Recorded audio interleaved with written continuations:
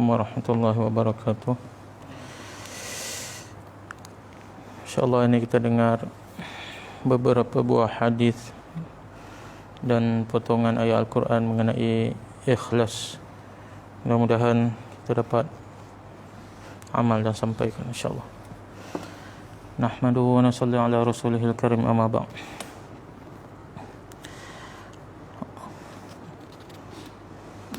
Wa qala ta'ala ba'da a'udzu billahi minasyaitonir rajim. Wa ma ataitum min zakatin turiduna wajhallah faulaika humul mud'afun. Allah Subhanahu wa taala berfirman, dan sebaliknya sesuatu pemberian sedekah yang kamu berikan dengan tujuan mengharapkan keredaan Allah Subhanahu wa taala semata-mata, maka mereka itulah orang yang beroleh pahala berlipat ganda. Wa qala ta'ala wad'uuhu mukhlishina lahuddin. Allah Subhanahu wa taala berfirman, dan beribadahlah dengan mengikhlaskan amal agama, dan beribadahlah dan mengikhlaskan amal agama kamu kepadanya semata-mata. Wa qala ta'ala lan yanalallaha luhumuha wala dima'uha walakin yanaluhu at-taqwa minkum. Allah Subhanahu wa taala berfirman, daging dan darah binatang korban atau hadiah itu sekali-kali tidak akan sampai kepada Allah, tetapi yang akan sampai kepadanya ialah amalan yang ikhlas yang berdasarkan takwa daripada kamu. An Abi Hurairah radhiyallahu anhu qala qala Rasulullah sallallahu alaihi wasallam, innallaha la yanzuru ila suwarikum wa amwalikum walakin yanzuru ila qulubikum wa a'malikum. Sayyidina Abu Hurairah radhiyallahu anhu berkata, Rasulullah sallallahu alaihi wasallam bersabda, sesungguhnya Allah Subhanahu wa taala tidak memandang kepada rupa paras kamu dan tidak juga pada harta kamu, tetapi Allah memandang hati dan amalan kamu. Sayyidina Abu Hurairah radhiyallahu anhu berkata, Rasulullah sallallahu alaihi wasallam bersabda, sesungguhnya Allah Subhanahu wa taala tidak memandang kepada rupa paras kamu dan tidak juga pada harta benda kamu, tetapi Allah memandang keikhlasan hati dan amalan kamu. Keterangan, yakni keputusan keredaan Allah bukanlah berasaskan rupa paras dan harta kamu. Sebaliknya, dengan melihat hati, keikhlasan dan amalan kamu, yakni sebanyak mana ikhlas ada dalam hati. An Umar bin Al-Khattab radhiyallahu anhu qala sami'tu Rasulullah sallallahu alaihi wasallam yaqul, innamal a'malu binniyah wa innama limri'in ma nawa, faman kanat hijratuhu ila Allah wa rasulih fa hijratuhu ila Allah wa rasulih, wa man kanat hijratuhu ila ad-dunya yusibuha aw imra'atin yatazawwajuha fa hijratuhu ila ma hajara ilaih. Sayyidina Umar bin Khattab radhiyallahu anhu berkata, saya telah mendengar Rasulullah sallallahu alaihi wasallam bersabda, sesungguhnya seluruh amalan bergantung kepada niat. Seseorang itu akan mendapat sesuatu hanyalah berdasarkan apa-apa yang telah dia niatkan.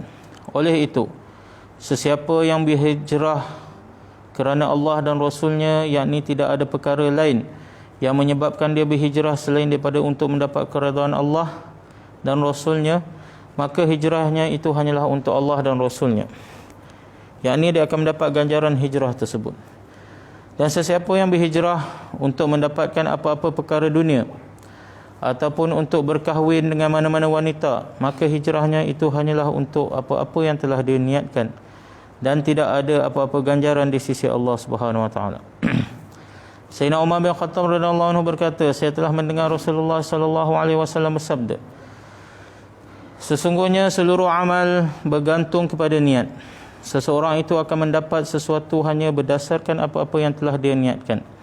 Oleh itu, sesiapa yang berhijrah kerana Allah dan Rasulnya, yakni tidak ada perkara lain yang menyebabkan dia berhijrah selain daripada untuk mendapat keredaan Allah dan Rasulnya, maka hijrahnya itu hanya untuk Allah dan Rasulnya, yakni dia akan mendapat ganjaran hijrah tersebut.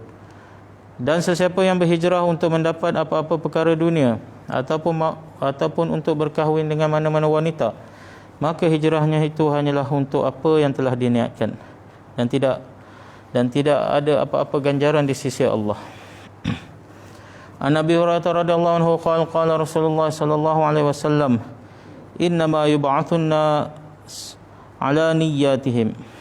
Sayyidina Abu Hurairah radhiyallahu anhu berkata bahawa Rasulullah sallallahu alaihi wasallam bersabda, pada hari kiamat seluruh manusia akan dibangkitkan mengikut niat-niat mereka. yakni seorang akan diperlakukan berdasarkan niat-niat mereka. Sayyidina Abu Hurairah radhiyallahu anhu berkata bahawa Rasulullah sallallahu alaihi wasallam bersabda, pada hari kiamat seluruh manusia akan dibangkitkan mengikut niat-niat mereka. yakni setiap orang akan diperlakukan berdasar niat-niat mereka. An Aisyah radhiyallahu anha qalat qala Rasulullah sallallahu alaihi wasallam yaghzu jayshunil ka'bata fa idza kanu bi bayda'i min al-ard yukhsafu bi awwalihim wa akhirihim. Qalat qultu ya Rasulullah kaifa yukhsafu bi awwalihim wa akhirihim wa fihim aswaquhum wa ma laysa minhum. Qala yukhsafu bi awwalihim wa akhirihim thumma yub'atsuna ala niyyatihim.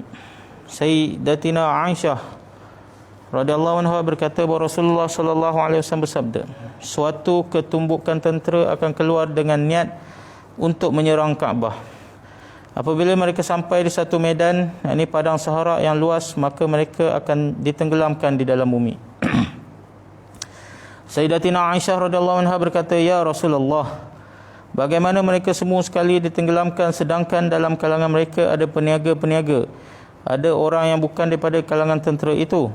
Baginda Rasulullah sallallahu alaihi wasallam menjawab, mereka akan ditenggelamkan semua sekali. Kemudian mereka akan dibangkitkan mengikut keadaan niat-niat mereka. Yakni mereka akan diperlakukan berdasarkan niat-niat mereka. Alhamdulillah, kita telah dengar beberapa buah hadis dan ayat Al-Quran mengenai ikhlas. Ikhlas niat kita dalam setiap amalan kita perlu ikhlas. Kerana setiap amalan kita akan dinilai mengikut keikhlasan niat kita itu. Jadi sama-samalah kita betulkan niat kita dalam setiap amalan kita. Mudah-mudahan Allah terima, insya-Allah. Subhanallah wa bihamdihi, subhanakallah. Astagfirullah.